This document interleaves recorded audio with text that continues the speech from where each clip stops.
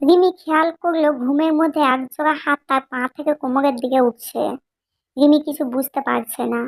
হঠাৎ ঘুমের মধ্যে এমন হলে কেউ ঘোরের মধ্যে থাকেই। রিমি একজোড়া হাত ধরে ফেলে জোরে জোরে চিৎকার দিতে লাগলো। কেউ রিমির মুখ চেপে ধরে ফেললো এবং তার নরম গালে আদরে ভরা দুটি ঠোঁটের স্পর্শ পেল। হতে পারে এটা ওই হাতগুলোর মালিক।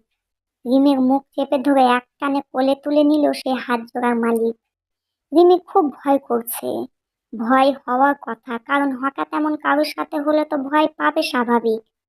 কিন্তু লোকটার গায়ের গন্ধ রিমির চেনা লাগছে। এটা তো সেই গায়ের গন্ধ যে এখানে তাকে এনেছে। রিমি এবার হাঁপ ছেড়ে বাঁচলো।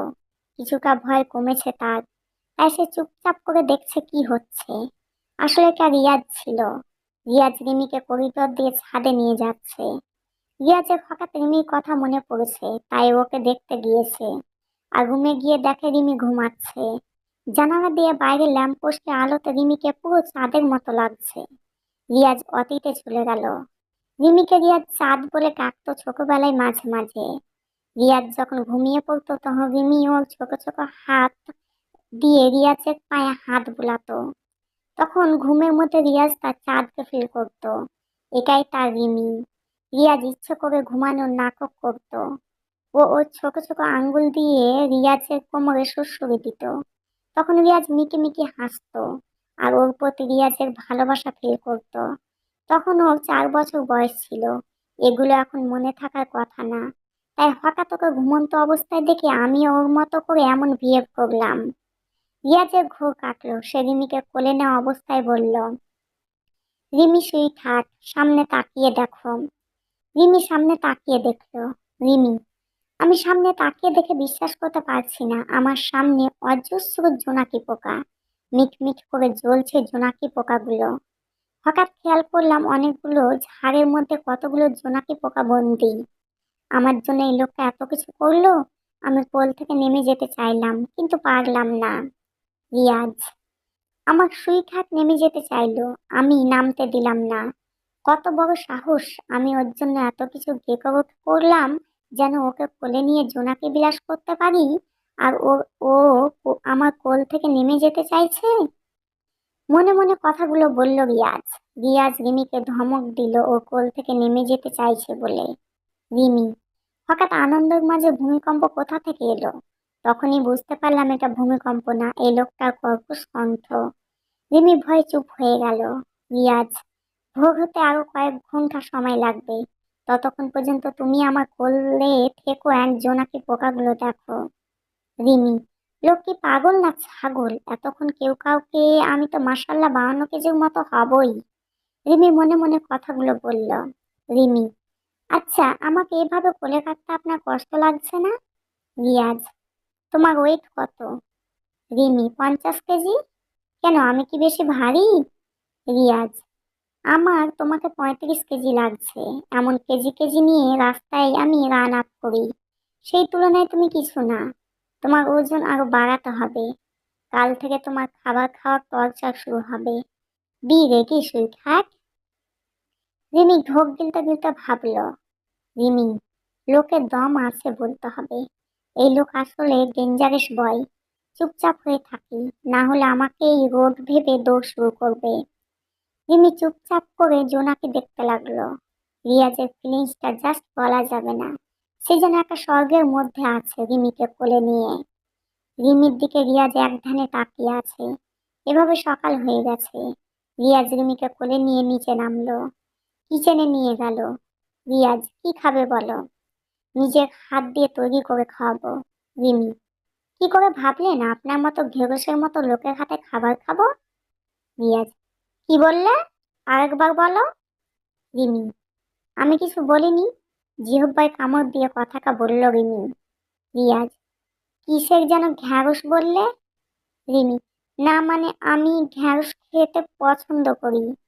কিছুটা ভয় ভয়ে কথাটা বলল। রিয়াজ মুচকি হেসে খাবারটা তৈরি করে রিমিকে খেতে দিল। রিমিকে খেতে দিয়ে তার দিকে তাকিয়ে থাকলো রিয়াজ। রিমি ভয়ে ভয়ে খাবার খাচ্ছে না। রিয়াজ, ভয় পেও না, এখন কিছু করব না, করার জন্য সারা জীবন পড়ে আছে। কিন্তু খাবার যদি মুখে লেগে থাকে তাহলে, বলে একটা শয়তানি হাসি দিল। খাবার খেয়ে রিমি এদিকে তার নিজের বেডরুমে চলে গেল, আর এদিকে রিয়াজও তার বেডরুমে গেল রেস্ট নেওয়ার জন্য। কিছুক্ষণ পর রিমি দেখলো রিয়াজ তার বেডরুমে ঘুমিয়ে পড়েছে, আর সার্ভেন্টরাও নিজের নিজের কাজে ব্যস্ত। এই সুযোগে রিমি চুপি চুপি পিছনের দরজা দিয়ে পালালো। রিমি দৌড়াতে দৌড়াতে একটা রাস্তায় পৌঁছালো। হঠাৎ কিছু ছেলের আওয়াজ পেল। ছেলেগুলো, ওই দেখ একটা তরতাজা সুন্দরী পরি যাচ্ছে, মালটা কিন্তু হ্যাপি রে, দারুণ টেস্ট হবে খেলে। এটা বলে রিমির কাছে আসতে লাগলো। ছেলেগুলো রিমিকে আরো অনেক বাজে কথা বলতে লাগলো। রিমির দিকে এগোতে লাগলো। রিমি ভয়ে ভয়ে পিছুতে লাগলো। এর মধ্যে একটা ছেলে রিমির শাড়িতে হাত দিল এবং শাড়ি আঁচল ধরে টান দিল। রিমি মাটিতে পড়ে গেল। রিমি বসে বসে পিছনে সরতে সরতে দুটি পায়ের সাথে ধাক্কা খেল। রিমি ভয়ে কাঁপতে কাঁপতে পিছন দিকে তাকালো। তার চক্ষু চড়ক গাছ। স্বয়ং রিয়াজ দাঁড়িয়ে রয়েছে। রিয়াজ রিমিকে এই অবস্থায় দেখে রাগে ক্ষোভে চিল্লাতে শুরু করলো। রিমিকে ওপরে টেনে তুললো আর নিজের পরনের শার্টটা রিমিকে পরতে দিল। রিয়াজ এবার ভয়ঙ্কর হয়ে উঠল। সে কি করবে নিজেও জানে না। তার কলিজার টুকরো রিমিকে এভাবে কেউ অসম্মান করবে এটা সে মেনে নিতে পারছে না। রিয়াজ ওই ছেলেগুলোকে মারতে শুরু করলো। এক একজনকে এক এক রকম ভাবে ইচ্ছে মতো পিটালো। যেই ছেলে রিমিকে বাজে বকেছে তার পুরো ফেস রাস্তায় ঘষতে শুরু করলো, যতক্ষণ পর্যন্ত ফেসটা রক্তাক্ত না হয়। এটা দেখে রিমি ভয়ে মাথা নিচু করে রাখলো। এরপর যে ছেলে রিমির শাড়ি কাজ করেছিল সেই ছেলের হাত মুচড়ে ভেঙে দিল রিয়াজ। অন্য আর একটা ছেলের হাতে রিমির শাড়ি ছিল, সেই ছেলেকে শাড়ি দিয়েই গলায় ফাঁস দিতে থাকলো রিয়াজ। ছেলেটা দম বন্ধ হওয়ার মতো অবস্থা তৈরি হয়। শেষে ছেলেটার দুই পা ভেঙে ফেলে রিয়াজ। রিয়াজ এবার রিমির দিকে তাকালো। রিমির ভয়ে হাঁটাটাকের অবস্থা। রিয়াজের বডি বেশ রক্তাক্ত হয়েছে ওই ছেলেগুলির রক্তে। পুরো রাক্ষস হায়েনার এক ভয়ঙ্কর জীবের মতো লাগছে রিয়াজকে। রিয়াজ রিমির সামনে এসে এক হাত মুষ্টিবদ্ধ করলো। রিমি, আমার ভীষণ ভয় করছে, হঠাৎ এভাবে সামনে এসে হাত কেন মুষ্টিবদ্ধ করলো? তাহলে কি উনি আমাকে মারবেন ওই ছেলেগুলির মতো? আমাকে মারলে তো আমি শেষ। উনার যে ফিট বডি, আমাকে মারলে তো আমি সত্যি শেষ হয়ে যাব। মনে মনে কথাগুলো বলল রিমি। রিয়াজ রিমির কাছে যেতেই রিমির চোখ বন্ধ করে দিল। রিয়াজ রিমির পিছনে থাকা গাছে একটা ঘুষি দিল। তাতে রিয়াজের হাতে আঁচড় কেটে হালকা রক্তাক্ত হয়ে গেল হাত। রিমি ঘাবড়ে কান্না শুরু করে দিল। রিয়াজ কিছু না বলে রিমির হাত ধরে গাড়িতে বসালো। তখনও রিমির গায়ে রিয়াজের শার্ট ছিল। রিয়াজ চুপচাপ ড্রাইভ করছে আর রিমি ভাবছে, এতক্ষণ হয়ে গেল লোকটা আমাকে কিছু করছে না কেন? আমি এত বড় ঘটনা করলাম, তারপর আমাকে কেন কিছু করছে না আর বলছে না কেন? ধুর, কি ভাবছি, কিছু না বলেই তো ভালো। আমি বরং চুপচাপ থাকি, আগে বেড়ে কিছু বলতে গেলে নিজেরই ক্ষতি।